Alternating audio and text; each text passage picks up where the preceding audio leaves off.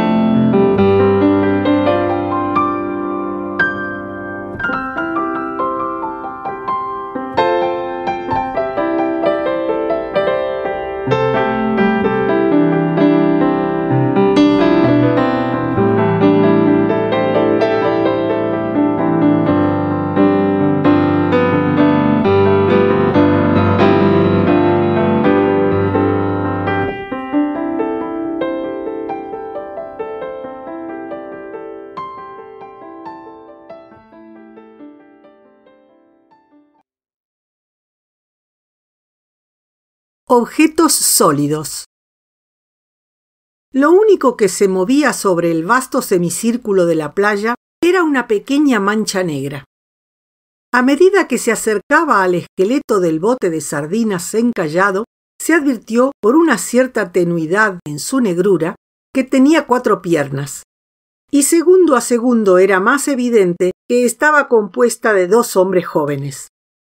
Aunque solo se veían sus contornos sobre la arena, había una inconfundible vitalidad en ellos, un vigor indescriptible en la forma de juntarse y alejarse de los cuerpos.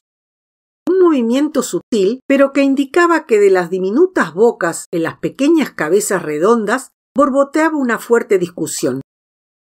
No cabían dudas de esto al observarlos de cerca, al ver el bastón en la mano derecha elevarse una y otra vez. ¿Quiere decirme, realmente crees? Parecía decir el bastón en la mano derecha junto a las olas y dibujaba largas rayas rectas sobre la arena. Maldita política, se le escuchó decir con claridad al de la izquierda. Y al decir estas palabras, las bocas, narices, mentones, pequeños bigotes, gorras de tweed, botas de campo, chaquetas de caza y medias de los 2 hablantes adquirieron más y más nitidez. El humo de las pipas flotaba en el aire. Nada era tan sólido, tan vivo, tan consistente, rojo, hirsuto y viril como estos 2 cuerpos en miles y miles de kilómetros de mar y arena. Se sentaron junto al esqueleto del bote de sardinas negro. Es sabido cómo el cuerpo intenta deshacerse de una discusión y disculparse por el exabrupto, dejándose caer y expresando en esa actitud de relajación que está listo para cambiar de tema, a cualquiera que esté a mano a continuación. Así Charles, cuyo bastón había estado surcando la playa por al menos 1 kilómetro, comenzó a raspar los trozos de pizarras sobre el agua, mientras John, que había exclamado «maldita política», enterraba los dedos en la arena. A medida que la arena le llegaba más y más arriba de la muñeca, por lo que debió arremangarse sin más, sus ojos fueron perdiendo intensidad. O más bien, fue desapareciendo la marca del pensamiento y la experiencia que da a los ojos de los adultos una inescrutable profundidad, dejando tan solo una superficie transparente que no expresaba sino la sorpresa de los ojos de los niños. Sin duda, el acto de escarbar en la arena tenía que ver con eso. Recordó que, después de cavar un rato, el agua se junta alrededor de los dedos. El agujero se convierte en una fosa, un pozo, un manantial, un canal secreto hacia el mar. Mientras se decidía en qué de estas cosas se convertiría con los dedos todavía enterrados en la arena, rozó algo duro, algo completamente sólido, y despacio sacó a la superficie un objeto grande e irregular. Al quitarle completamente la arena, apareció algo verde. Era un trozo de vidrio tan grueso que era prácticamente opaco. El roce del mar había desgastado los bordes, quitándole la forma, de manera que era imposible decir si había sido una botella, un vaso o el cristal de una ventana. Era tan solo vidrio, casi una piedra preciosa. Solo había que incrustarlo en un anillo de oro o atravesarlo con un alambre y se convertiría en una joya, un collar o una luz verde y apagada sobre un dedo. Tal vez sí era una joya después de todo, una que hubiera usado una oscura princesa con los dedos en el agua, sentada en la popa del bote, escuchando a los esclavos cantar mientras la cruzaban al otro lado de la bahía. O quizás un cofre de roble isabelino hundido en el mar se haya quebrado y las esmeraldas hayan rodado y rodado hasta finalmente alcanzar la orilla. John lo tomó en sus manos, lo miró a contraluz. Lo sostuvo de manera tal que su cuerpo irregular tapara el brazo derecho extendido de su amigo. El verde se encogía y se agrandaba al sostenerlo contra el cielo o contra el brazo. Estaba impresionado. Era tan sólido, tan concentrado, un objeto tan definido en comparación del mar infinito y la orilla desdibujada. Un suspiro lo desconcentró. Un suspiro profundo, terminante, que le hizo notar que su amigo Charles había arrojado todas las pizarras que tenía cerca o había llegado a la conclusión de que no valía la pena hacerlo. Comieron sus sándwiches el uno al lado del otro. Al terminar, se sacudieron las migas y se incorporaron. John tomó el pedazo de vidrio y lo miró en silencio. Charles lo miró también, pero de inmediato vio que no era plano y llenando su pipa, dijo con la energía que echa por tierra una tonta línea de pensamiento. Volviendo a lo que decía, no vio, y de haberlo visto no se habría percatado, que John, tras observar indeciso el trozo de vidrio unos segundos, lo metió en el bolsillo del pantalón. Tal impulso podría haber sido el mismo que lleva a un niño a recoger una piedra en un camino, prometiéndole una vida cálida y segura sobre la repisa de la chimenea de una guardería, regocijándose en la sensación de poder y benevolencia que brinda una acción semejante, creyendo que el corazón de la piedra rebosa de felicidad al saberse escogida entre millones iguales. Disfrutar de esa bendición en lugar de una vida de frío y humedad sobre una ruta. Podría haber sido cualquier otra tan fácilmente, pero me escogió a mí. Pensara John esto o no, el hecho es que el trozo de vidrio tenía su lugar sobre la repisa, donde aplastaba una pequeña pila de cuentas y cartas, y se convirtió además no solo en un perfecto pisapapeles, sino en un lugar de reposo natural de los ojos del joven al desviarse del libro. Al ser observado una y otra vez, casi inconscientemente, por una mente que piensa en otra cosa, cualquier objeto se mezcla tan profundamente con los pensamientos que pierde su forma real y se recompone en otra ideal, algo diferente que acecha al cerebro cuando menos se lo espera. Así, John se veía atraído por las vidrieras de las tiendas de curiosidades cuando salía a caminar, simplemente porque veía algo que le recordaba el trozo de vidrio. Cualquier cosa. Bastaba que sea un objeto de algún tipo más o menos redondo, quizás con una llama moribunda enclavada en el cuerpo, lo que sea, porcelana, vidrio, ámbar, roca, mármol. Hasta el suave huevo ovalado de alguna ave prehistórica servía. Llegó incluso a caminar con la vista fija en el suelo, sobre todo en basurales, a donde van a parar los desperdicios domésticos. De vez en cuando se encuentran objetos así en la basura, inútiles, sin forma, desechados. En pocos meses había recogido 4 o 5 objetos que ocuparon su sitio en la repisa. Eran útiles, además. Un hombre que se presentaba como candidato al Parlamento, a punto de comenzar una brillante carrera, tiene muchos papeles que mantener en orden. Direcciones de electores, documentos, peticiones de suscripción, invitaciones a cenas y demás. Un día que debía reunirse con sus electores, al salir de su despacho en el Colegio de Abogados para tomar el tren, vio un curioso objeto medio escondido en uno de esos pequeños bordes de césped que rodean los inmensos edificios públicos. Solo podía tocarlo con la punta del bastón por entre las rejas, pero vio que se trataba de un trozo de porcelana de una forma de lo más curiosa. Era una perfecta estrella de mar. Parecía que la porcelana había sido tallada o se había roto por accidente en 5 inconfundibles puntas irregulares. Era azul en su mayor parte, pero rayas o una especie de manchas verdes atravesaban el azul y unas líneas rojas le daban una vivacidad y un brillo de lo más atractivos. John estaba decidido a recogerla, pero cuanto más la tocaba con el bastón, más lejos la empujaba. Finalmente no tuvo otra opción más que regresar a su despacho e improvisar un aro de alambre que adhirió a la punta de un palo y con cuidado y destreza finalmente logró acercar el trozo de porcelana, ante lo cual soltó un grito triunfal. En ese momento el reloj dio la hora. De ninguna manera llegaría a tiempo para cumplir con su compromiso. La reunión se llevó a cabo sin él. Pero, ¿cómo se había partido la porcelana en esa forma tan magnífica? Al observarla con detenimiento, concluyó que la forma de estrella había sido accidental.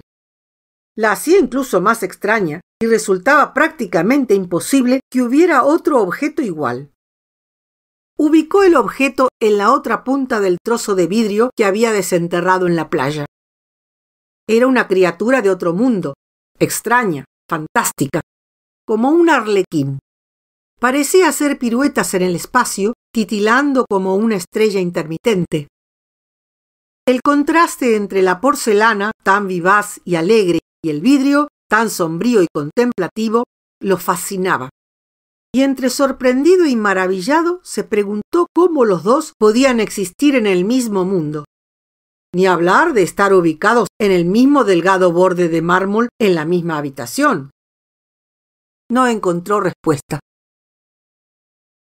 Comenzó a frecuentar los lugares donde era más probable encontrar porcelana rota, como terrenos baldíos en los alrededores de las estaciones de ferrocarril, casas derribadas y zonas en las afueras de Londres.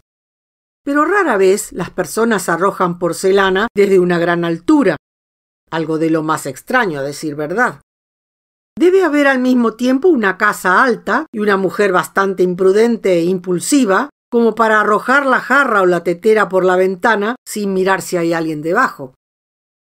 Porcelana rota se encontraba a montones, pero rota en algún nimio accidente doméstico de forma completamente involuntaria. De todos modos, si lo pensaba mejor, a menudo se sorprendía con la inmensa variedad de formas que encontraba únicamente en Londres, e incluso había más razones para sorprenderse y maravillarse con las distintas características y diseños. Los mejores se los llevaba a casa y los colocaba sobre la repisa, donde, sin embargo, su función se fue volviendo cada vez más ornamental, ya que los papeles para pisar disminuían más y más.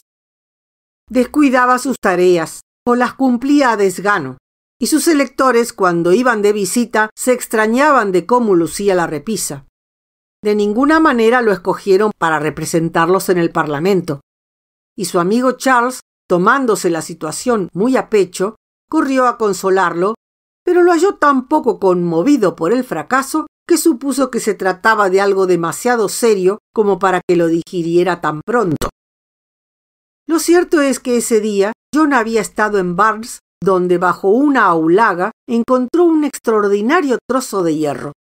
Era prácticamente idéntico al de vidrio en su forma, macizo y redondo, pero tan frío y pesado, tan negro y metálico que evidentemente no pertenecía a la Tierra y había caído de una estrella muerta, o era él mismo una ceniza de la luna.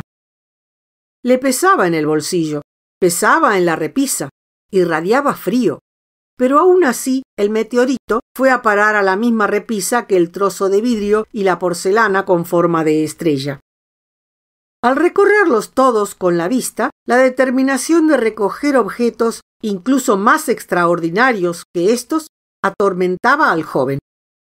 Se dedicaba cada vez con más ímpetu a la búsqueda. De no haber estado enceguecido por la ambición y convencido de que algún día un nuevo descubrimiento echado a la basura lo recompensaría, las desilusiones que había sufrido ni hablar del cansancio y la burla, lo habrían hecho abandonar la búsqueda. Con una bolsa y una vara larga con un gancho adaptable, revolvía todos los terrenos baldíos, escarbaba entre los matorrales, buscaba en todos los callejones y espacios entre paredes donde sabía que podía encontrar objetos de este tipo arrojados a la basura. Al volverse más exigente en la búsqueda y menos flexible en su gusto, las desilusiones se volvieron innumerables. Pero la esperanza de encontrar algún trozo de porcelana o vidrio marcado o roto de forma curiosa lo animaba. Pasaron los días. Ya era un adulto. Su carrera, esto es, su carrera política, era parte del pasado. Ya nadie lo visitaba. Era demasiado introvertido como para invitarlo a cenar. Nunca hablaba con nadie acerca de sus verdaderas ambiciones. Era evidente por cómo se comportaban los demás que no lo comprendían. Apoyó la espalda contra el respaldo del sillón y miró a Charles tomar con indiferencia los objetos de la repisa una y otra vez, y volverlos a apoyar enfáticamente para remarcar lo que decía acerca de la conducción del gobierno. «Dime la verdad, John», dijo Charles de repente, volviéndose y mirándolo a los ojos. «¿Qué ha sucedido para que abandonaras todo de un día para el otro?» «No he abandonado», contestó John. «Pero ya no tienes la más mínima oportunidad», dijo Charles con severidad. «No estoy de acuerdo contigo», dijo John con convicción. Charles lo miró con profunda incomodidad. Estaba completamente confundido. Tenía la extraña sensación de que hablaban de cosas distintas. Miró alrededor para encontrar algún tipo de sosiego ante ese horrible pesar, pero con el desorden de la casa se sintió aún más abatido. ¿Qué significaban esa vara y esa vieja bolsa de arpillera colgada en la pared? ¿Y esas piedras? Miró a John. Algo duro y distante en su expresión lo alarmó. Estaba completamente seguro de que jamás integraría una plataforma electoral. «Lindas piedras», dijo tan alegremente como pudo. Y diciendo que tenía un compromiso por cumplir, se despidió de John. Para siempre.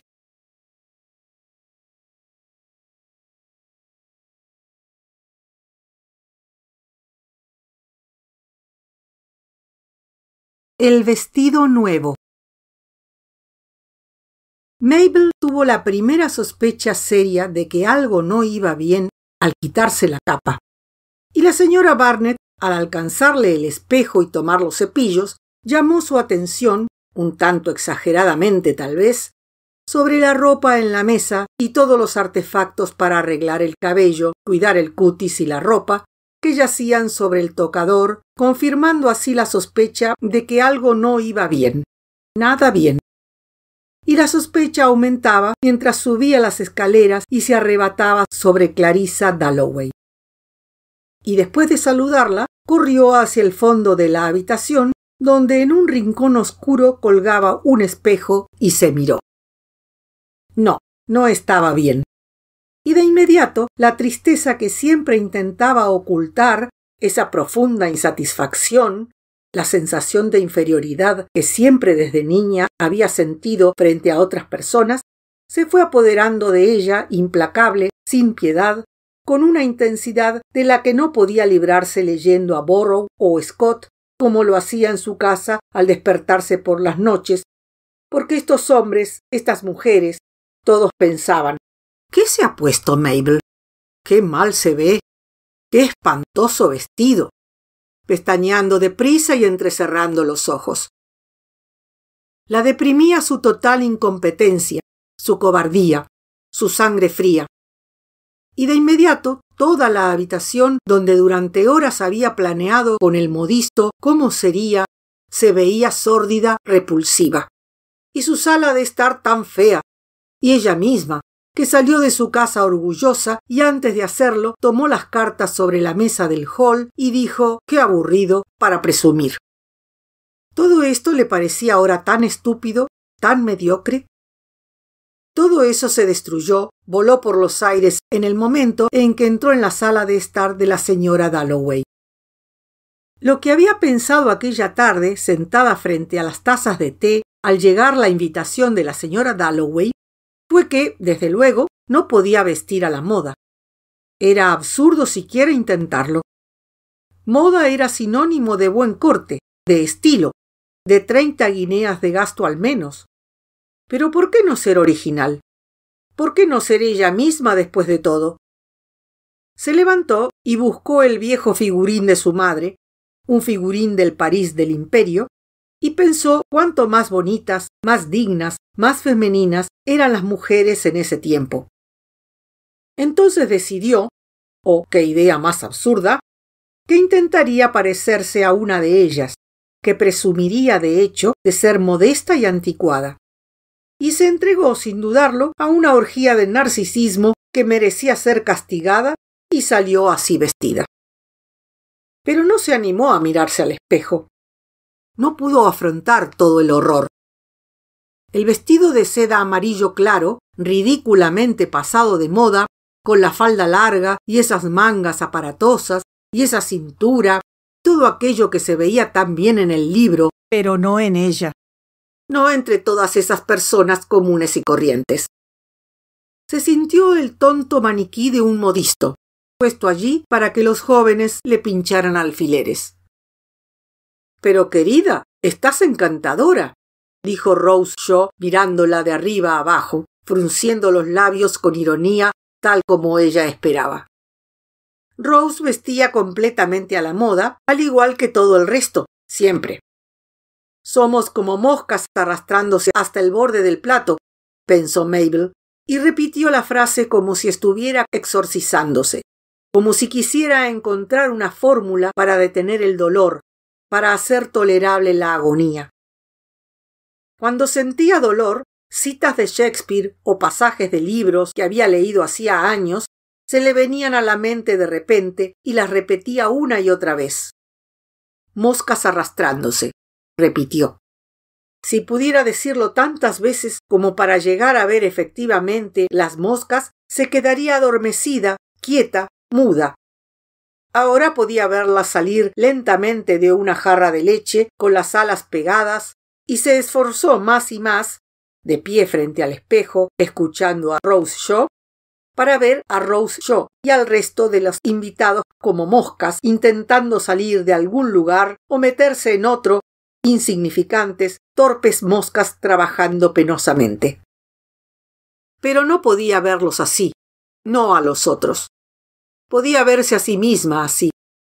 Ella era una mosca, pero ellos eran libélulas, mariposas, insectos bellos, danzando, revoloteando, sobrevolando, mientras que solo ella se arrastraba hasta el borde de la jarra. La envidia y el resentimiento, los sentimientos más detestables, eran sus principales defectos. Me siento una horrible y deprimente mosca, vieja y sin gracia, dijo, haciendo que Robert Haydon se detuviera justo para oírla decirlo, justo para reafirmarse articulando una frase de lo más pobre y así demostrar cuánto desencajaba y qué bueno era que no se sintiera en absoluto fuera de lugar. Y desde luego, Robert Haydon respondió a algo bastante correcto, bastante falso, que ella interpretó al instante y se dijo a sí misma, otra frase sacada de un libro, mentiras, mentiras, mentiras. Pues una fiesta puede hacer todo mucho más real o todo mucho menos real, pensó. De repente vio en lo profundo el corazón de Robert Haydon. Lo vio todo. Vio la verdad. Esto era verdad. Esta sala, este ser y no el otro.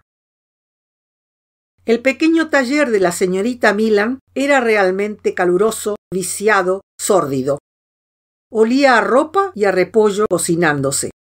Y aun cuando la señorita Milan puso el espejo en su mano y ella se miró con el vestido terminado, una dicha extraordinaria le atravesó el pecho. Bañada en luz, sintió que volvía a nacer, libre de cuidados y arrugas. Lo que había soñado de sí misma estaba allí. Una mujer bella. Por un segundo, no se atrevió a mirar más tiempo, la señorita Milan quería saber el largo de la falda, la miró dentro del marco de caoba, con ese estrafalario atuendo, una joven encantadora, de tez blanca y sonrisa misteriosa. Su esencia, su alma. Y no era simple vanidad o narcisismo lo que la hacía pensar que era un alma buena, cariñosa y sincera. La señorita Milan dijo que la falda no podía ser más larga. En todo caso, dijo frunciendo el ceño, muy concentrada en su trabajo, debía ser más corta. Y de repente se sintió, honestamente, llena de amor por ella. Sintió que la quería más que a nadie en el mundo y podría haber llorado de tristeza al verla en el suelo, con la boca llena de alfileres, el rostro rojo y esos ojos saltones. Que un ser humano hiciera algo así por otro. Y los vio a todos como simples seres humanos, y a ella yendo a la fiesta, y a la señorita Milan tapando la jaula del canario o dejándolo agarrar una semilla de cáñamo de entre sus labios. Y pensar en eso, pensar en ese costado de la naturaleza humana, en su paciencia y su tolerancia, y que esté satisfecha con placeres tan sencillos, tan escasos, tan pequeños, le llenó los ojos de lágrimas. Y ahora todo había desaparecido. El vestido, la habitación, el amor, la tristeza, el espejo, la jaula del canario. Todo había desaparecido. Y allí estaba, en el rincón de la sala de estar de la señora Dalloway, padeciendo ese martirio, despertando a la realidad. A su edad y con 2 hijos, era un síntoma de tanta mezquindad, de tanta debilidad y falta de inteligencia, seguir dependiendo tanto de las opiniones de los otros, no tener principios ni convicciones. No ser capaz de decir como otras personas, eso es Shakespeare, eso es la muerte. No somos más que una gota de agua en el océano, o lo que fuera que dijesen. Se miró fijo en el espejo, se dio una palmada en el hombro izquierdo y entró en la sala como si desde todos los ángulos le arrojaran lanzas a su vestido. Pero en lugar de mostrarse enfadada o lastimada, como lo habría hecho Rose Shaw, Rose se habría mostrado como boudica, se mostró algo tonta y tímida, y sonriendo como una colegiala, caminó con los hombros caídos por la habitación, sigilosamente, como un perro con la cola entre las patas. Miró un cuadro, un grabado, como si alguien fuera a una fiesta a mirar un cuadro. Todos sabían por qué lo hacía, por vergüenza, por humillación. Ahora la mosca está en la jarra, se dijo a sí misma, justo en el medio, y no puede salir. Y la leche, pensó rígida mirando el cuadro, está pegando sus alas. «Es tan anticuado», le dijo a Charles Bart, interrumpiéndolo, algo que de por sí él detestaba, a su paso de ir a hablar con otra persona. Quiso que pareciera, o intentó que pareciera, que se refería al cuadro y no al vestido cuando dijo anticuado. Y una palabra de elogio o afecto por parte de Charles habría marcado la diferencia en ese momento. Si tan solo hubiera dicho «Mabel, estás encantadora esta noche», habría cambiado su vida. Pero entonces tendría que haber sido franca y directa. Charles, desde luego, no dijo nada por el estilo. Era la maldad en persona. Siempre escrutando a los otros, especialmente si se sentían particularmente mal, inseguros o tontos. «Mabel tiene un vestido nuevo», exclamó y empujó a la pobre mosca al medio de la jarra. En verdad le gustaría se ahogara, creía ella. No tenía corazón, ningún tipo de verdadera bondad, tan solo una falsa simpatía. La señorita Milan era mucho más real, mucho más generosa. Si tan solo uno pudiera ver eso y apegarse a otras personas. «¿Por qué?», se preguntó. Le respondió a Charles de modo tan impertinente, demostrándole así que estaba de mal humor o alterada, como dijo él. «¿Algo alterada?», dijo y se fue a reír de ella con una mujer que estaba por allí. «¿Por qué no puedo sentir algo de una vez y para siempre, segura de que la señorita Milan está en lo cierto y Charles no?» y apegarme a eso, segura del canario, de la tristeza y el amor, y no sentirme inmediatamente castigada al entrar en una sala llena de personas? Otra vez su detestable, débil, indecisa personalidad, siempre llamando la atención en los momentos críticos, y nunca interesada de verdad en el estudio de los moluscos, la etimología, la botánica, la arqueología, el cultivo de patatas y verlas crecer como Mary Dennis, como Violet Zero. La señora Holman, viéndola allí sola, se acercó caminando con desgano. Desde luego, algo como un vestido estaba lejos de escandalizarla, con unos hijos siempre rodando por la escalera o cogiendo la escarlatina. ¿Podía Mabel decirle si Elmthorpe se alquilaba en agosto o septiembre? Oh, qué conversación más aburrida. Detestaba que la trataran como una vendedora de casas o un mensajero, que la usaran, que no la valoraran. Eso era, pensó, intentando asirse de algo sólido, algo real, mientras articulaba una respuesta coherente acerca del baño y el sur y el agua caliente hasta el piso de arriba de la casa. Y todo el tiempo podía ver fragmentos de su vestido amarillo en el espejo redondo que los reflejaba del tamaño de un botón o de un renacuajo. Y era sorprendente pensar cuánta humillación y agonía, cuánto desprecio por uno mismo y esfuerzo y bruscos cambios de estados de ánimo había en algo del tamaño de una moneda. Y lo que era más extraño aún, esta cosa, esta Mabel Warren, estaba separada, desconectada, y aunque la señora Holman, el botón negro, estaba inclinada hacia adelante, contándole cómo su hijo mayor había esforzado su corazón corriendo, podía verla también separada en el espejo. Y era imposible que el punto negro, inclinado hacia adelante, gesticulando, lograra que el amarillo, sentado solo, centrado en sí mismo, sintiera lo mismo que el negro, pero los dos fingían. Es imposible tenerlos quietos, era el tipo de cosa que se decían.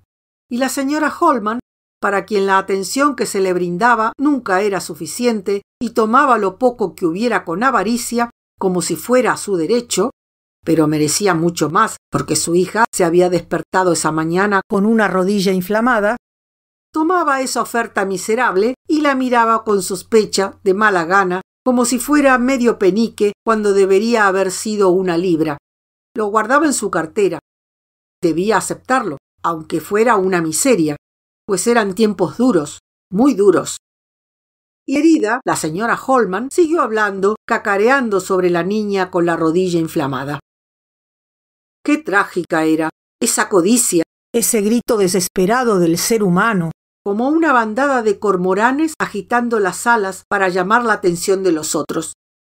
Qué trágico era, si tan solo uno no podía sentirlo de veras en lugar de fingirlo.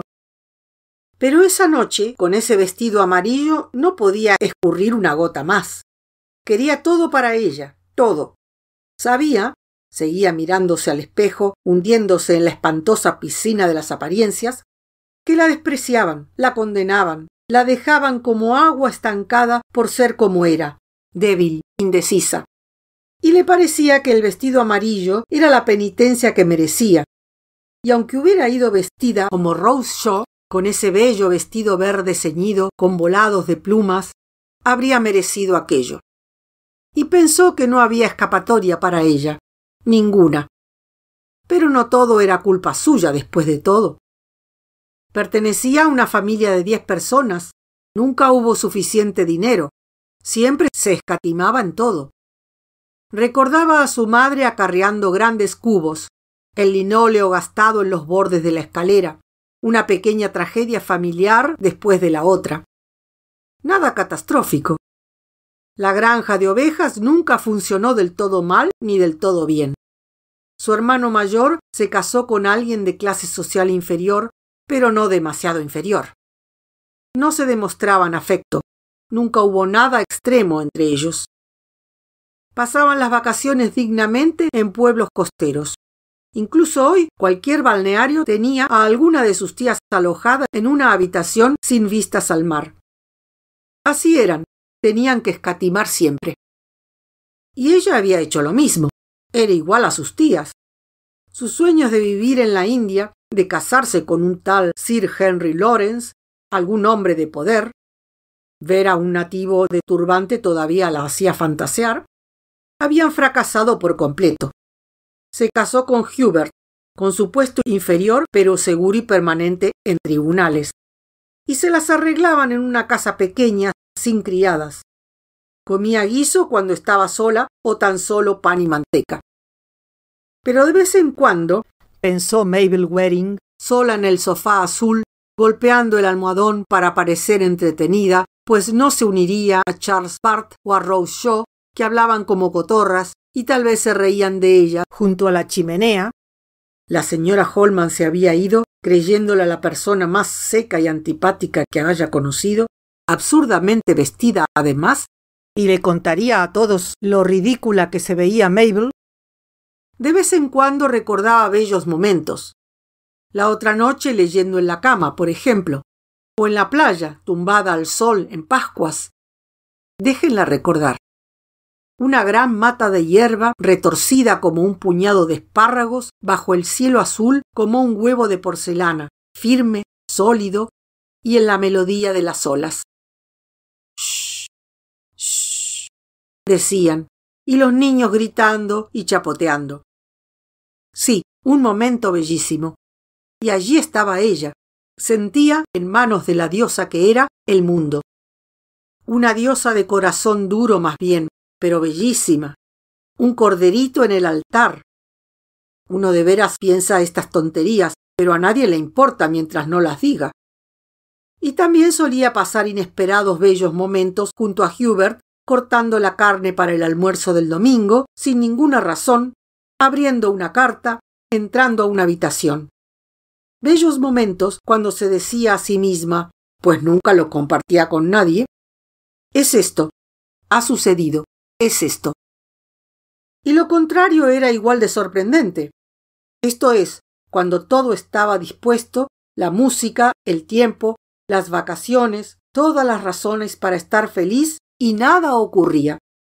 No se sentía feliz. Era monótono, simplemente monótono. Eso era todo. Era su horrible forma de ser otra vez, sin duda. Siempre había sido una madre quejosa, débil e insatisfecha. Una esposa insegura, viviendo a desgano en una especie de letargo, sin nada demasiado claro o definido, o algo que le entusiasmara más que otra cosa, tal como sus hermanos. Excepto tal vez Herbert, siempre habían sido todos unos pobres diablos de sangre fría que no hacían nada. Y de repente pasó de arrastrarse por esta vida a estar en la cresta de una ola. La horrible mosca logró salir. ¿Dónde había leído esa historia que se le venía a la cabeza una y otra vez sobre la mosca y la jarra? Sí, tenía esos momentos. Pero ahora que tenía 40, tal vez los empiece a tener menos a menudo. De a poco dejaría de esforzarse por completo. Pero eso era deplorable, era intolerable, le daba vergüenza de sí misma. Iría a la biblioteca de Londres al día siguiente. Encontraría un libro estupendo que la ayudaría. Lo encontraría casi de casualidad. Un libro escrito por un clérigo, un norteamericano del que nadie había escuchado antes. O caminaría por Strand y se toparía, por accidente, con una galería donde un minero estaría contando acerca de la vida en la mina y de repente se convertiría en algo nuevo. Se transformaría por completo. Usaría uniforme, la llamarían hermana algo. Nunca más pensaría en ropa, y para siempre tendría todo perfectamente claro acerca de Charles Bart y la señora Milan, y esta habitación y aquella. Día tras día, como si estuviera tumbada al sol o cortando la carne. Sería el fin. Así que se levantó del sofá azul y también lo hizo el botón amarillo del espejo. Le dio la mano a Charles y a Rose para demostrarles que no dependía de ellos en absoluto, y el botón amarillo desapareció del espejo y todas las lanzas le apuntaron al pecho mientras caminaba hasta donde estaba la señora Dalloway y le decía: «Buenas noches». «Pero es temprano todavía». dijo la señora Dalloway, siempre tan comedida.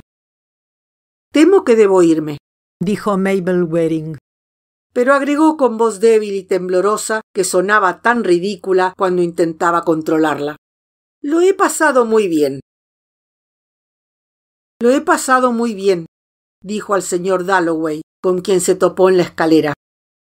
Mentiras, mentiras, mentiras, se dijo a sí misma mientras bajaba las escaleras, y, directo a la jarra, se dijo mientras le agradecía a la señora Barnett por su ayuda y se envolvía a lo largo y a lo ancho con la capa china que había usado durante los últimos 20 años.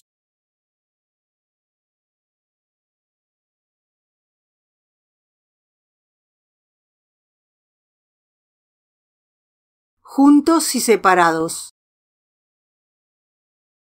La señora Dalloway los presentó. Te encantará, le había dicho.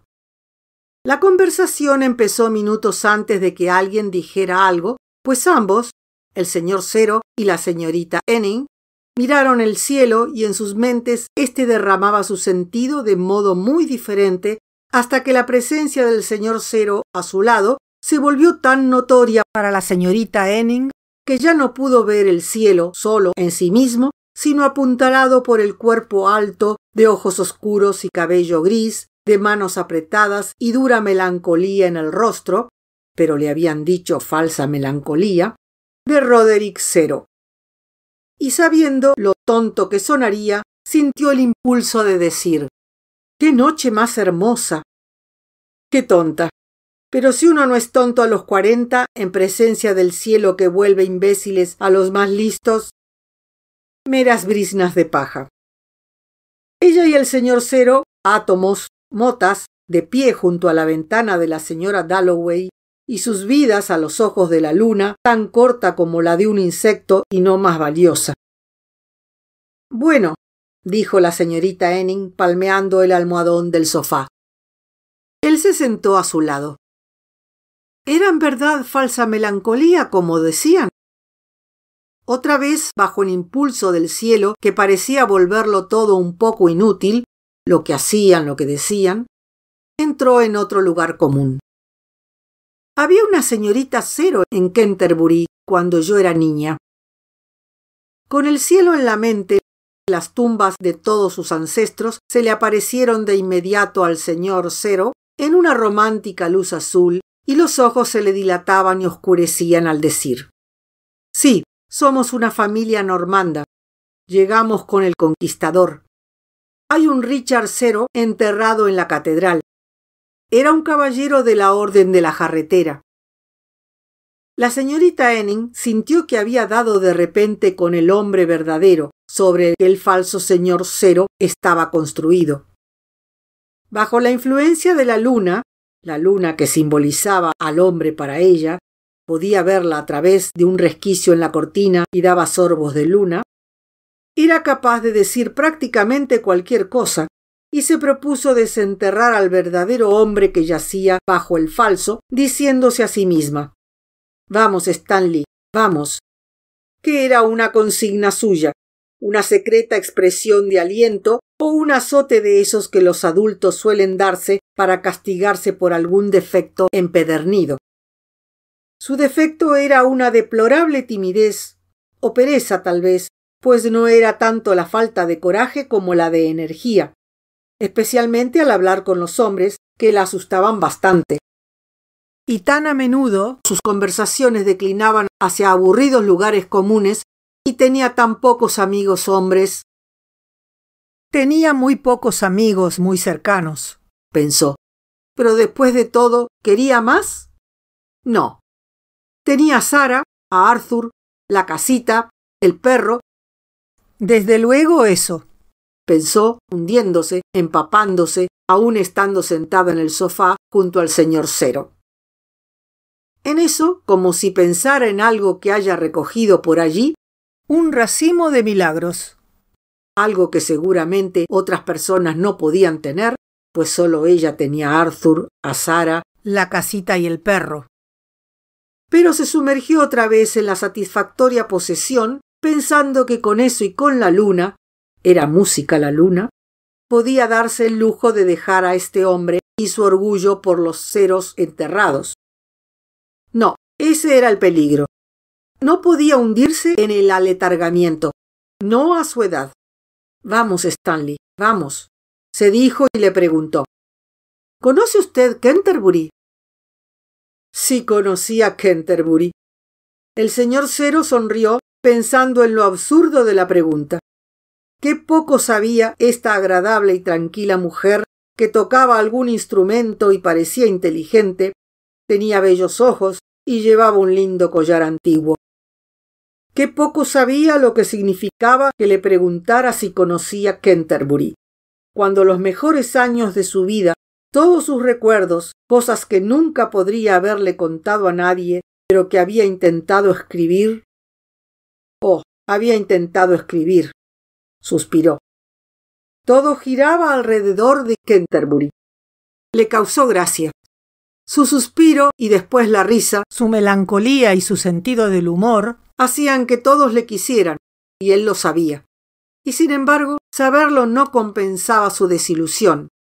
Y si se aprovechaba de la simpatía de los otros, haciendo largas visitas a agradables señoritas, largas visitas, lo hacía casi con amargura, pues nunca había hecho ni la 10ª parte de lo que podría haber hecho, y lo que había soñado con hacer cuando era niño en Canterbury. Con los extraños renovaba sus esperanzas, pues ellos no podían decir que no había cumplido sus promesas, y ver que cedían a sus encantos le permitía empezar de nuevo a los 50. Ella había dado en el clavo. Campos, flores y edificios grises comenzaron a aparecer en su mente, formando gotas plateadas sobre los oscuros y demacrados muros de su memoria que se deslizaban y caían. Con una imagen así solían arrancar sus poemas. Sentía la necesidad de crear imágenes ahora, sentado junto a esta tranquila mujer. Sí, conozco Canterbury, dijo recordando con cariño, como invitando, sintió la señorita Enning, a hacer preguntas íntimas. Y eso era lo que lo hacía interesante para tantas personas.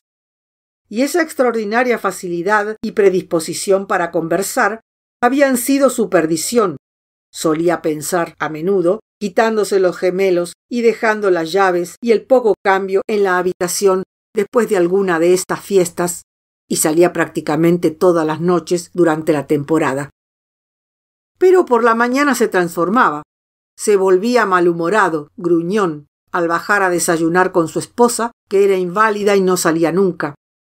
Pero ella tenía amigos que la visitaban, mujeres en su mayoría, interesadas en filosofía india y médicos y curas alternativas, de las que Roderick Cero se burlaba con algún comentario sarcástico demasiado inteligente como para que ella pudiera rebatirlo. Y entonces ella protestaba un rato y derramaba un par de lágrimas. Había fracasado, pensaba a menudo, pues no podía prescindir completamente de la sociedad y la compañía de las mujeres, tan necesaria para él, y la escritura. Se había involucrado demasiado en la vida, y en este momento se cruzaba de piernas, todos sus movimientos eran poco convencionales y algo distinguidos, y no se culpaba, sino que culpaba a su gran potencial, al que comparaba favorablemente con el de Wordsworth, por ejemplo. Y ya que había dado tanto a los otros, sentía, apoyando la cabeza entre las manos, que ellos en su momento debían ayudarlo. Y este era el preludio, trémulo, fascinante, emocionante, de la conversación. Las imágenes comenzaban a bullir en su cabeza. Es como un árbol de frutos, como un árbol de cerezas en flor, dijo mirando a una mujer de aspecto juvenil y hermoso cabello blanco.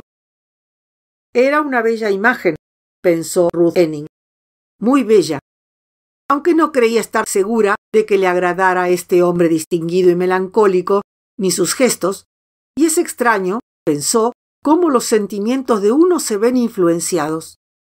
Él no le agradaba, aunque sí le agradó la comparación de una mujer con un árbol de cerezas.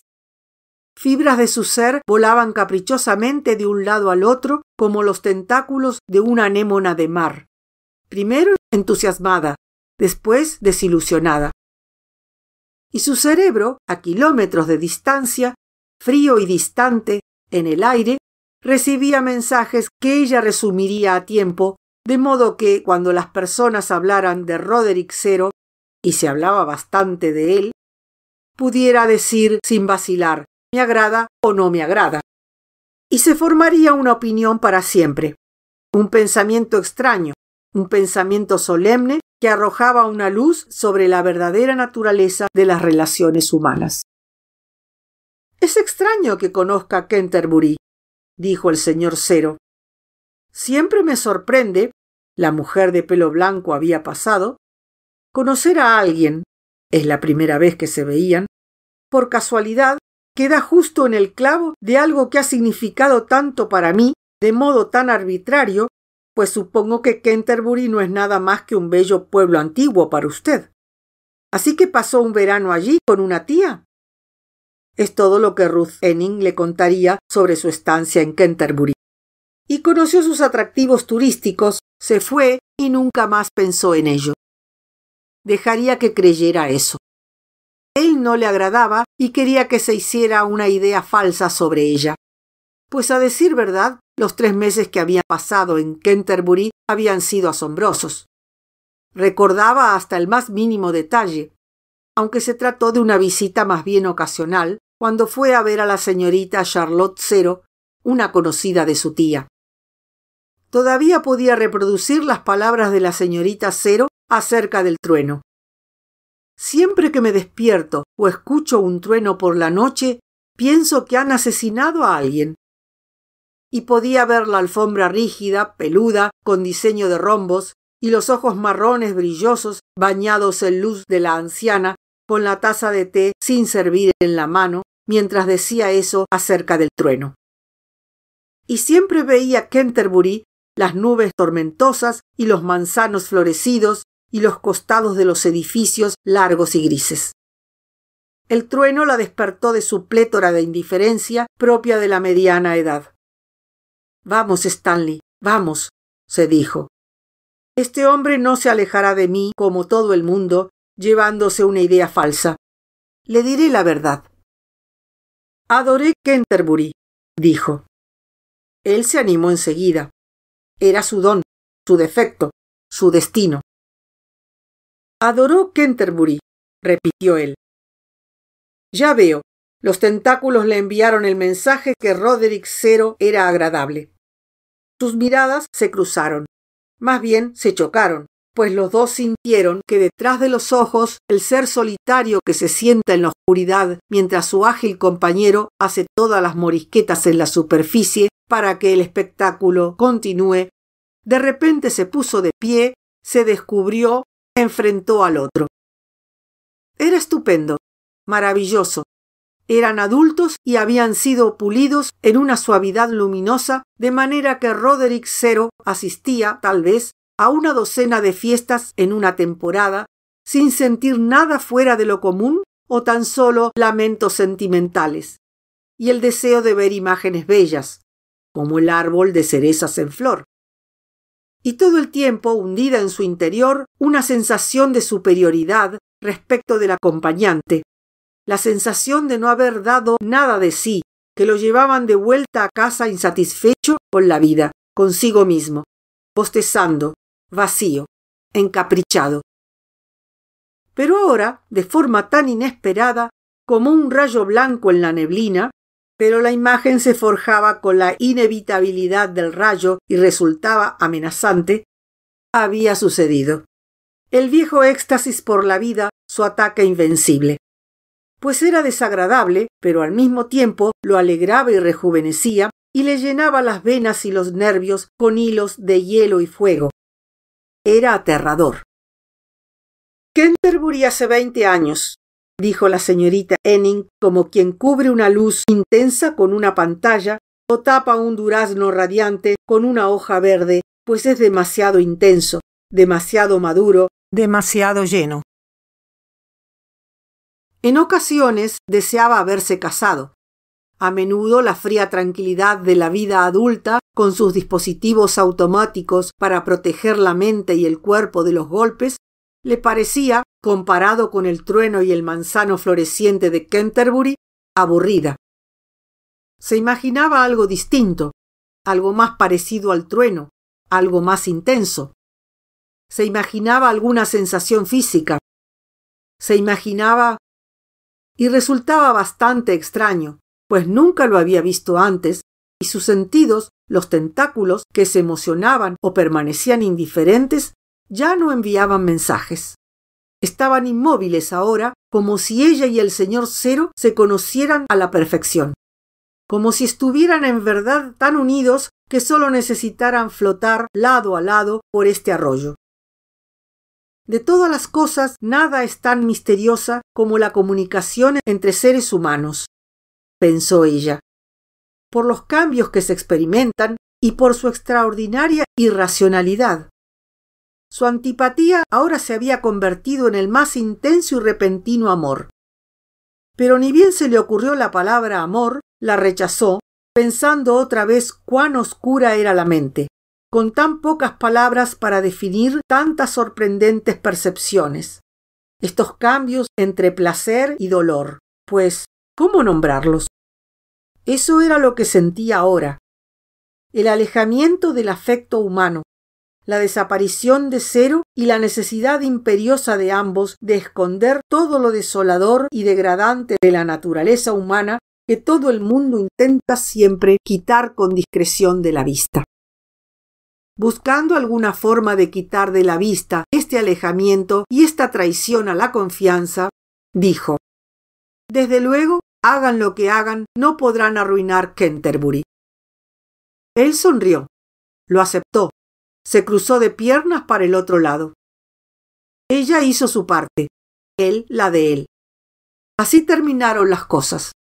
Y sobre ambos cayó instantáneamente esa sensación de vacío paralizante cuando nada brota de la mente y sus muros parecen tan lisos, cuando el vacío casi lastima y los ojos se detienen en un punto fijo, un dibujo, un carbón, con una exactitud que resulta aterradora, pues no hay emoción, ni idea, ni impresión de ningún tipo que la cambie, la embellezca, pues los manantiales de sentimientos parecen sellados, y mientras la mente se vuelve rígida, así también se vuelve el cuerpo, frío, estático.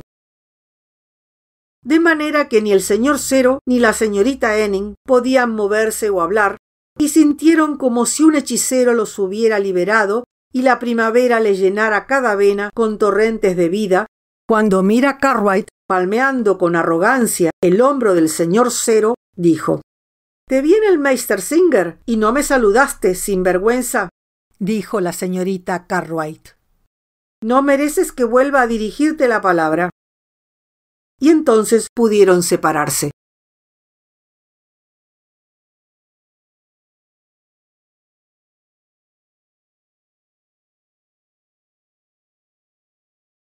El hombre que quería al prójimo. Prickett Ellis iba a paso ligero por Dean's Yard esa tarde cuando se cruzó con Richard Dalloway, o mejor dicho, en la velada mirada de soslayo que los dos se dirigieron al pasarse, uno bajo su sombrero, el otro sobre el hombro, se prolongó y se transformó en reconocimiento. Hacía 20 años que no se veían. Habían ido al colegio juntos.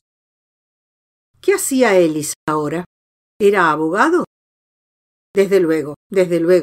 Había seguido el caso en los periódicos. Pero no podían hablar allí.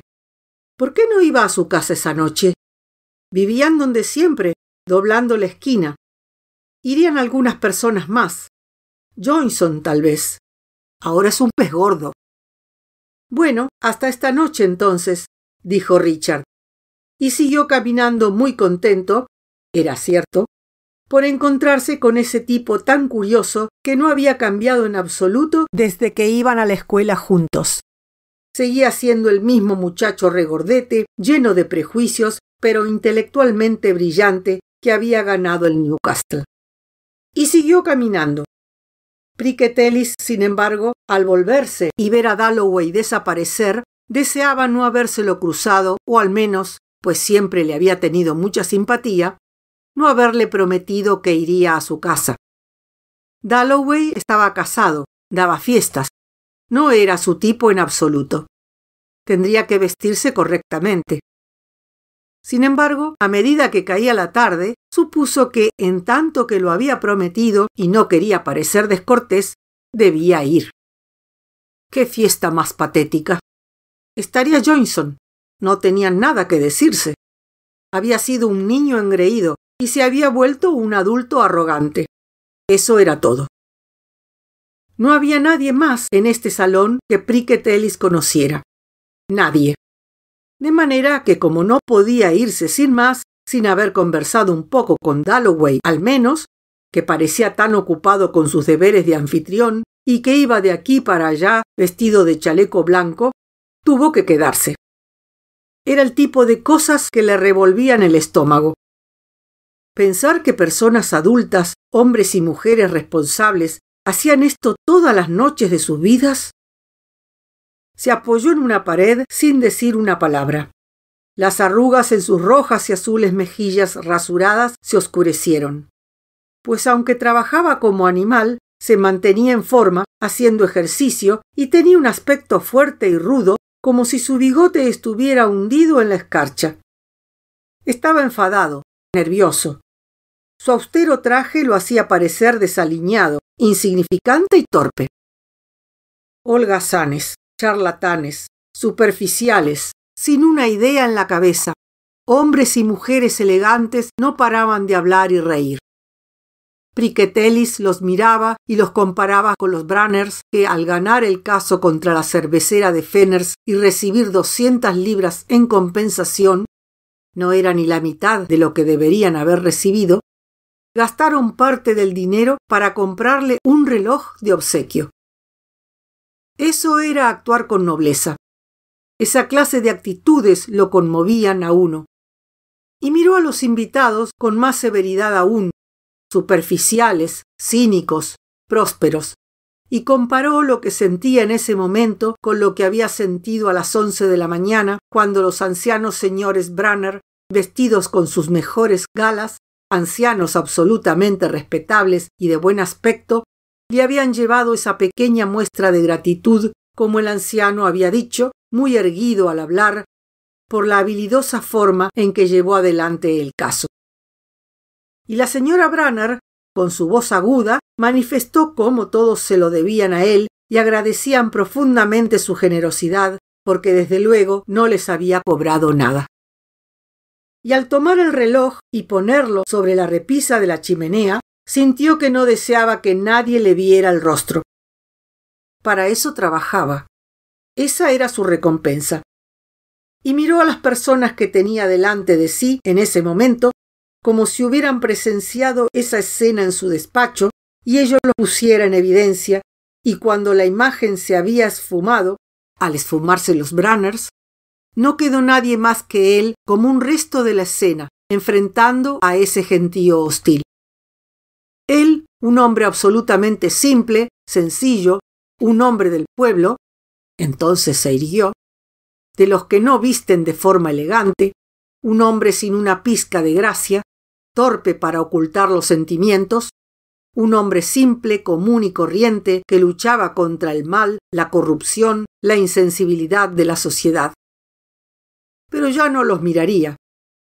Se puso las gafas y comenzó a mirar los cuadros. Leyó los títulos de una línea de libros, la mayoría de poesía. Le habría gustado volver a leer algunos de sus clásicos favoritos, Shakespeare, Dickens. Deseaba tener tiempo alguna vez para ir a la National Gallery, pero no podía. Realmente no podía hacer eso con el mundo en ese estado. No cuando había personas necesitando e implorando tu ayuda durante todo el día. No eran tiempos para darse lujos. Miró los sillones, los abrecartas y los libros bien encuadernados y sacudió la cabeza sabiendo que nunca tendría el tiempo. Jamás, le alegraba saber, podría permitirse esos lujos. Los invitados se sorprenderían de saber lo que había pagado por su tabaco. si supieran que le habían prestado el traje que llevaba puesto. Su única y pequeña extravagancia era un barquito en Norfolk Broads.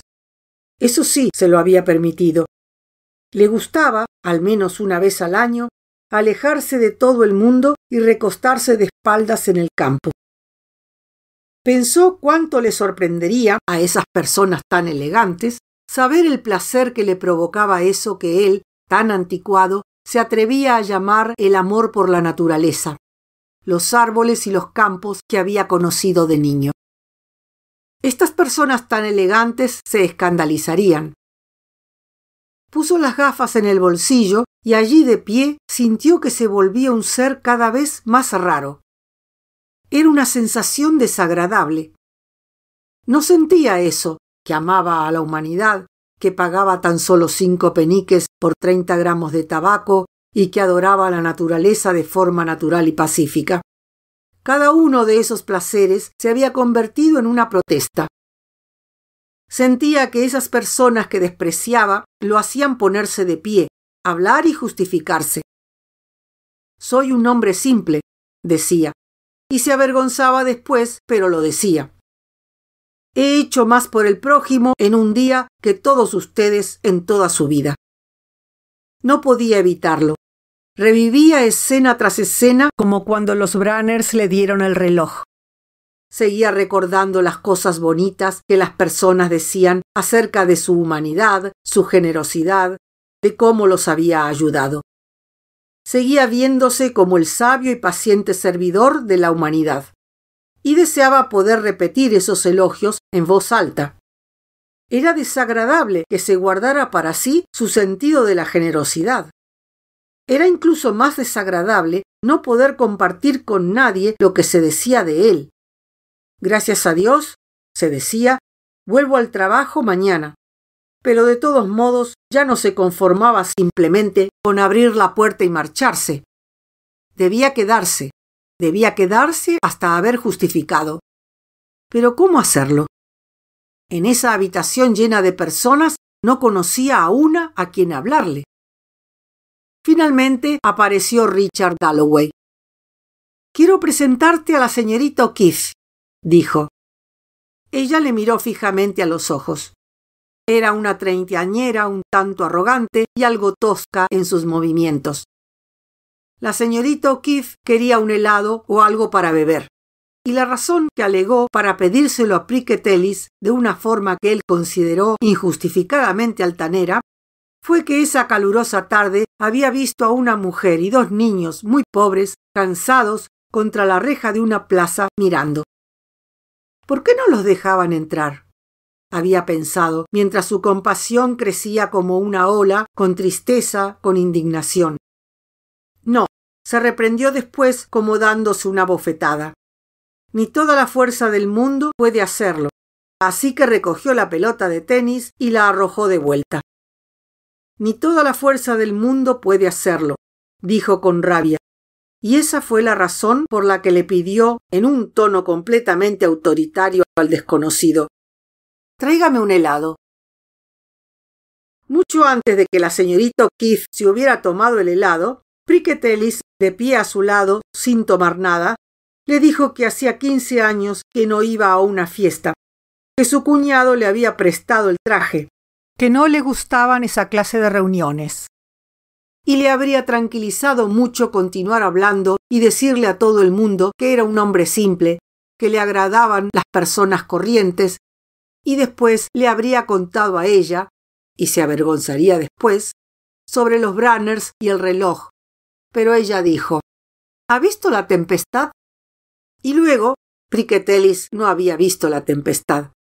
¿Había leído tal libro? De nuevo, no. Y después, dejando el helado, ¿nunca leía poesía? Y Prickett Ellis, sintiendo que algo se elevaba en su interior que lo haría degollar a esta mujer, de convertirla en su víctima, la hizo sentarse en el jardín vacío donde nadie los interrumpiría, pues todos estaban arriba. Solo se escuchaba un murmullo y un tintineo, como si fuera el acompañamiento de una orquesta fantasma a una pareja de gatos escabulléndose por el jardín, y las hojas agitándose y las frutas rojas y amarillas balanceándose de un lado al otro como linternas chinas de acá para allá. La conversación parecía una música de baile frenética de dos esqueletos con un propósito muy real y lleno de sufrimiento. ¡Qué belleza!, dijo la señorita O'Keefe. Oh, era bello ese pequeño espacio verde rodeado por las altas y negras torres de Westminster en lo alto. Había silencio finalmente al alejarse del ruido de la sala. Después de todo, tenían eso la mujer cansada y los niños. Prickett Ellis encendió la pipa. Eso la sorprendería. La llenó con tabaco barato a 5 peniques los 30 gramos. Pensó cómo se recostaría en su bote y fumaría. Podía verse solo, de noche, fumando bajo las estrellas. Pues toda la noche estuvo pensando cómo se vería a los ojos de estas personas. Le dijo a la señorita O'Keefe, encendiendo un fósforo con la suela de la bota, que nada le resultaba particularmente bello ahí afuera. Tal vez, dijo ella, no está interesado en la belleza. Le había dicho que no había visto La Tempestad, que no había leído el libro y tenía un aspecto descuidado. Llevaba el bigote largo y una cadena de reloj de plata para el reloj. La señorita O'Keefe pensó que no había que pagar un céntimo para disfrutar de eso, creía ella. Ir a los museos era gratis, también la National Gallery o ir al campo. Desde luego conocía los obstáculos, lavar, cocinar, atender a los niños. Pero la verdadera razón, lo que todos temían decir, es que la felicidad era algo fácil de adquirir. Puedes conseguirla por nada. La belleza. Entonces Prickett Ellis le dio su merecido a esta mujer pálida, brusca y arrogante. Le dijo, saboreando su tabaco barato, lo que había hecho ese día. Se levantó a las 6, tuvo reuniones, el olor a alcantarillas en un suburbio mugriento, después fue a los tribunales. Aquí vaciló un instante. Deseaba hablarle acerca de su trabajo. Vaciló entonces y fue más mordaz aún. Le dijo que le repugnaba escuchar a mujeres bien alimentadas y vestidas. Ella frunció los labios, pues era delgada y su vestido no era gran cosa. Hablar de belleza. Belleza, dijo. Prickett Ellis no podía entender la belleza como algo independiente de los seres humanos. Ella contempló el jardín. Las luces se balanceaban y había un gato desconfiado en el medio que levantó la pata. ¿La belleza como algo independiente de los seres humanos? ¿Qué quería decir con eso?, preguntó ella de repente. Bueno, quería decir lo siguiente. Alterándose cada vez más, le contó la historia de los Branners y del reloj, sin ocultar cuánto orgullo le provocaba. Ella no tenía palabras para explicar el horror que le provocó la historia. Primero su vanidad, después su indecencia al hablar de los sentimientos de las personas. Era una blasfemia. Nadie en el mundo tenía derecho a contar una historia así para demostrar que quería al prójimo. Pero mientras Prickett Ellis lo contaba, la forma en que el anciano se puso de pie y habló, a ella se le llenaron los ojos de lágrimas. Ah, si alguien le hubiera dicho algo así a ella alguna vez. Pero después otra vez sintió que era justamente eso lo que condenaba a la humanidad para siempre. Nunca harían más que contar escenas sentimentales con relojes. Los Branners siempre pronunciarían discursos para Prickett Ellis y los Prickett Ellis diciendo siempre cuánto querían al prójimo. Siempre serían holgazanes, conciliadores y temerían a la belleza. De ahí nacen las revoluciones, de la holgazanería y el temor, y de este gusto por las escenas sentimentales. Aún así, a este hombre le causaban placer sus Branners y ella estaba condenada a sufrir para siempre por las pobres mujeres a las que se les prohibía la entrada a la plaza. Se quedaron en silencio. Los dos eran infelices. Prickett Ellis no se sentía aliviado en absoluto con lo que había dicho. En lugar de extraer la espina, la había enterrado aún más. su alegría de la mañana se había hecho añicos. La señorita O'Keefe estaba confundida y enfadada. Era fango en lugar de agua clara. «Me temo que soy una de esas personas muy corrientes», dijo Prickett Ellis, poniéndose de pie, «que quieren al prójimo». A lo que la señorita respondió casi gritando: «Yo también». Odiándose mutuamente, odiando a toda aquella gente que les había proporcionado una velada tan decepcionante y dolorosa, la pareja que quería al prójimo se incorporó y sin decirse una palabra se separaron para siempre.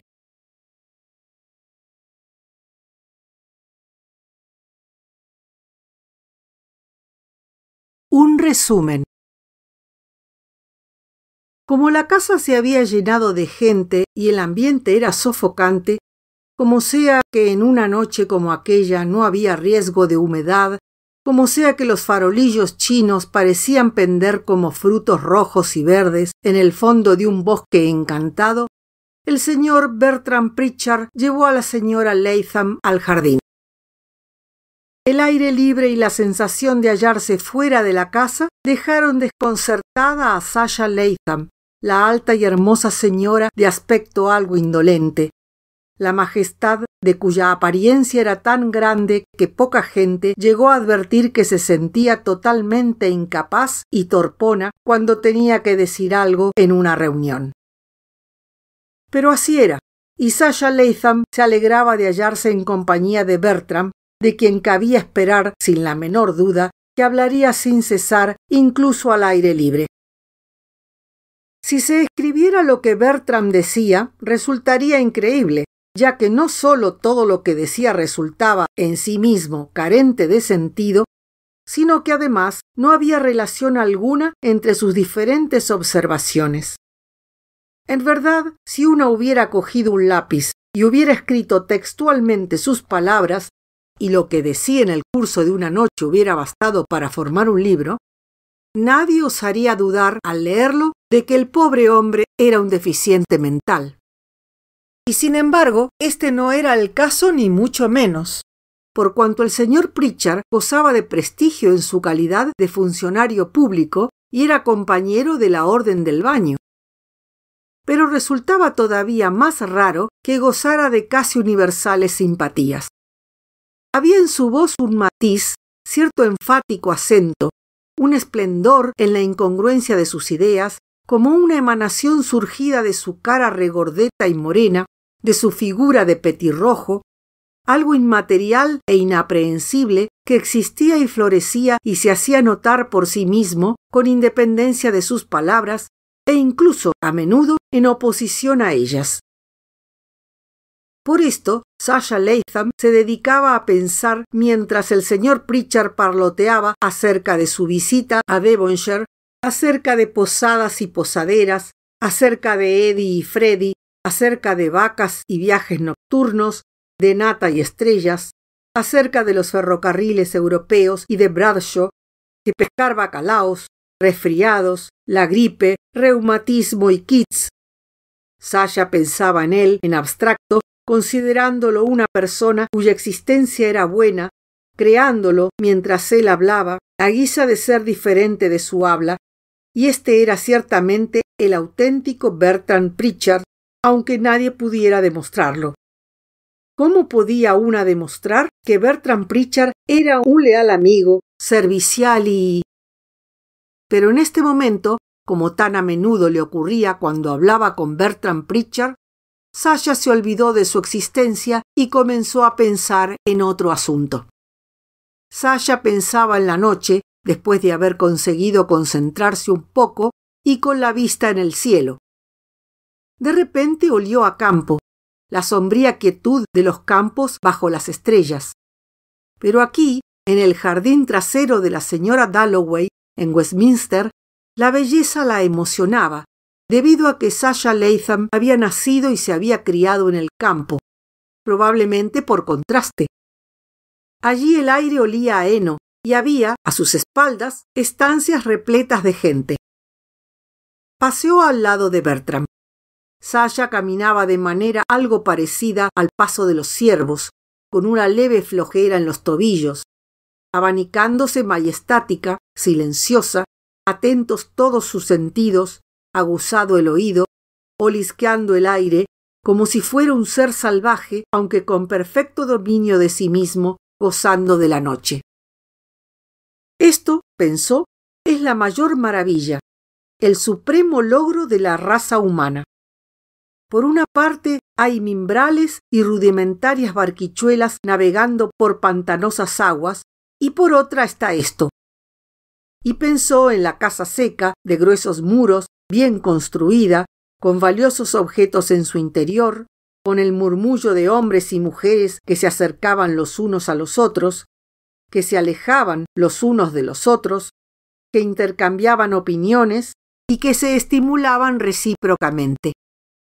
Clarissa Dalloway había hecho lo preciso para que aquello surgiera en los seriales de la noche y había puesto piedras planas formando un sendero sobre la tierra, y cuando llegaron al final del jardín, en realidad era muy pequeño, y ella y Bertram se sentaron en sendas tumbonas, Sasha miró la casa con veneración, con entusiasmo, como si la hubiera atravesado un eje de oro en el que se formaron lágrimas que cayeron en profunda acción de gracias. Sasha, a pesar de ser tímida y casi incapaz de decir algo, cuando de repente le presentaban a alguien, pese a ser fundamentalmente humilde, sentía una profunda admiración hacia todos los demás. Ser ellos sería maravilloso, pero estaba condenada a ser ella misma, y lo único que podía hacer, a su manera silenciosamente entusiasta, sentada allí en el jardín, era aplaudir el trato social de la humanidad, del que ella estaba excluida. Retazos de poesías en loa de la gente acudían a sus labios. La gente era adorable, buena y sobre todo valiente, y triunfaba sobre la noche y los fangales. Eran todos supervivientes. Eran la compañía de aventureros que, asediados de peligros, se hacen a la mar. Por maligno capricho del destino, ella no podía participar, pero sí podía estar sentada y loar mientras Bertram parloteaba, por ser uno de los viajeros, quizá mozo de camarote o marino simplemente, un ser que se subía a los mástiles silbando alegremente. Mientras pensaba esto, la rama de un árbol ante ella quedó empapada y resumante de su admiración por la gente dentro de la casa, y goteó oro, o se puso erecta en centinela. Formaba parte de la valiente y arremolinada compañía como un mástil en el que ondeaba una bandera. Había una barrica junto a un muro y también a la barrica infundió Sasha alma. De repente, Bertram, que era hombre físicamente inquieto, quiso explorar los contornos y poniéndose de un salto sobre un montón de ladrillos, miró por encima del muro del jardín. Sasha también miró. Vio un balde, o quizás una bota. En un segundo la ilusión se esfumó. Una vez más allí estaba Londres, el vasto e inatento mundo impersonal. Autobuses, negocios, luces ante los bares y policías bostezando. Habiendo satisfecho su curiosidad y después de haber vuelto a llenar, gracias a un momento de silencio, sus burbujeantes depósitos de palabras, Bertram invitó al señor y a la señora no sé cuántos a sentarse con ellos, arrastrando al efecto 2 tumbonas más.